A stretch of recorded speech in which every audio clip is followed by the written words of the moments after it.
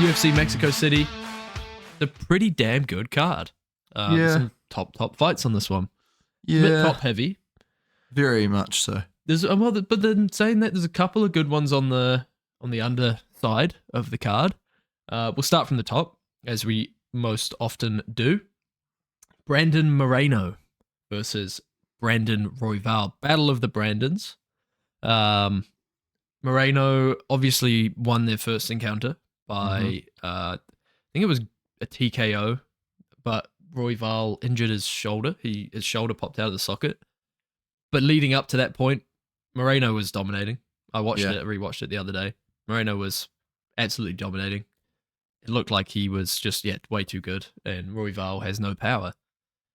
I think that was his problem against Pantoja as well. Yeah, more recently he can land strikes, but they don't do anything. Yeah, it's not even off-putting. And then he wasn't just trying to take him down towards the end. Yeah, and he was like outboxing him, and Pantoja looked gassed. He had no takedown defense. It was a very low IQ fight plan. Saying that Royval was a black belt in jiu-jitsu, so if he has made some alterations, we might see him actually try to escape bottom half guard. Mm-hmm. But who knows? Moreno actually managed to dominate him in the wrestling in the last encounter, although Moreno is less experienced in the grappling. So it's interesting, Look, I think the good thing about any Brandon Moreno fight is there's going to be fireworks. Absolutely. He goes in there and he leaves it all inside the octagon. He's like the fights that he's had with Figgy, the fight that he had with Kai. You can guarantee every time he steps in there, it's going to be a barnstormer. Absolutely. No, you're completely right.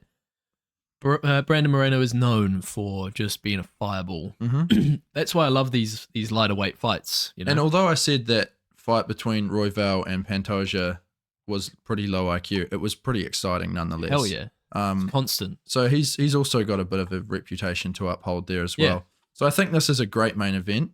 Do you know what's interesting? Moreno has only had rematches since 2020, since his last fight with Royval. Wow. He's only ever had rematches since then, and then the streak continues with a Royval rematch. When did him and Kai first fight? He beat Kai on the Ultimate Fighter, I think. Oh, right. Yeah. So he beat Kai twice now. Wow, Little baby Kai.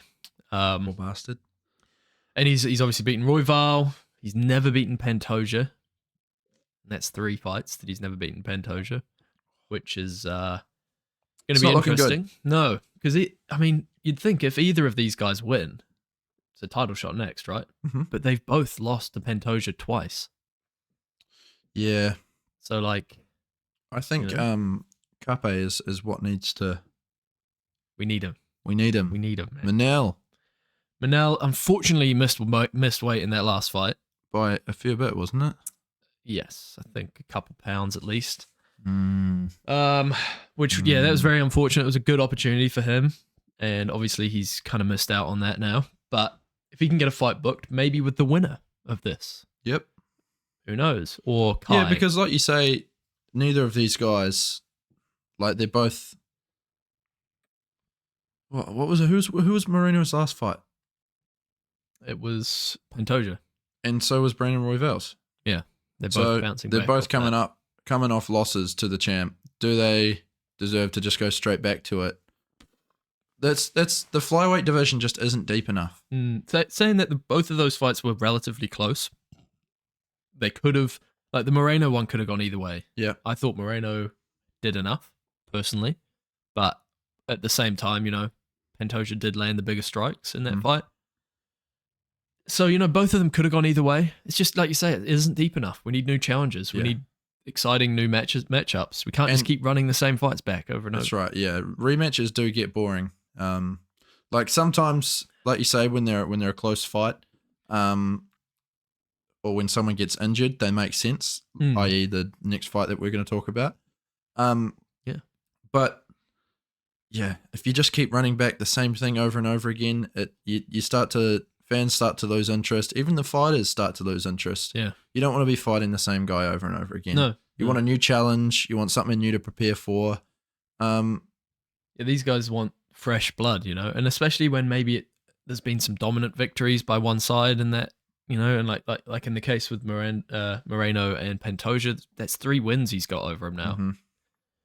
It's tough to book that 4th time when, you know, it's 3-0. Well, Brandon and Moreno and Figgy went 4 times, didn't they? But they went back and forth with wins and losses, you know. So I do think Moreno's going to take this one. Yeah, I agree. I think I'm pretty confident with that. Honestly, I don't really see Royval getting it done in any way. He does have some good jiu-jitsu and he's got some good boxing, but Moreno's got the power.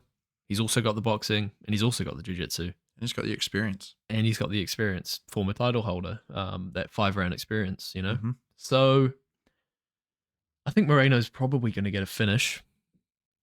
I think he's fired up. I think that's probably for the best because as we've seen recently, and as we just discussed with this flyweight division, leaving it in the judges' hands doesn't always go the way you think it's going to go. No.